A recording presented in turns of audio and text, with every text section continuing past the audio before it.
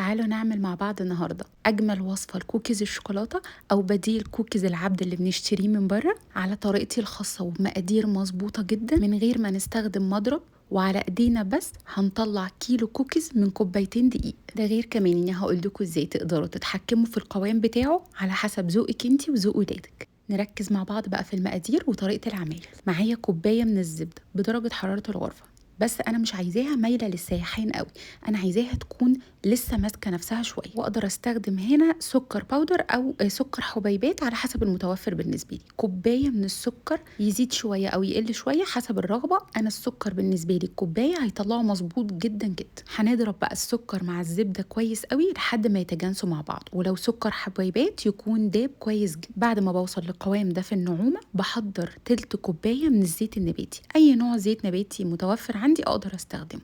وهقلب برضو تاني كويس قوي لحد ما كل حاجة تختلط مع بعضها كويس واوصل للقوام الكريمي اللي احنا شايفينه دلوقتي.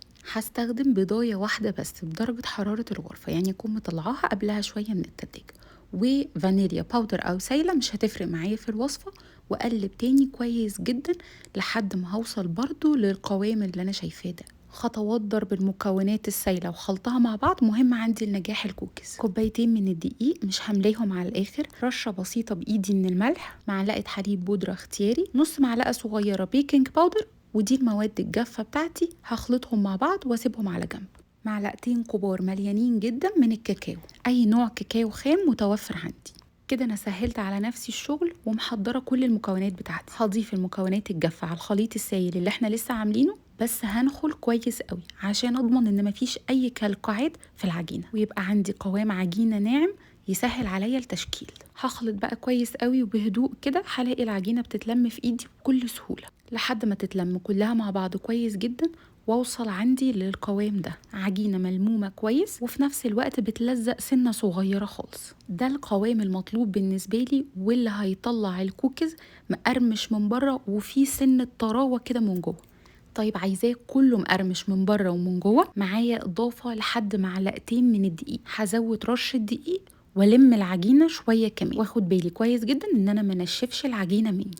هسيب العجينة بتاعتي ترتاح على جنب او احطها في التلاجة لو الجو حر عندي. هحضر اي نوع من الشوكولاته الخام، هقطعها مكعبات صغيره كده. انا جايبه شوكولاته بالحليب بس الشوكولاته بتاعتي بتسيح، ممكن نستخدم نوع من انواع الشوكولاته اللي ماسكه نفسها شويه. كل دي حاجات اختياري مش هتاثر معايا في الوصف. هاخد قطعه من العجينه يكون وزنها 15 جرام تقريبا، واعملها كوره كده واضغط عليها ضغطه بسيطه قوي، يعني مش ببططها يعني، واضيف عليها قطع الشوكولاته بالطريقه دي. ضيفوا بقى الكميه اللي تحبوها.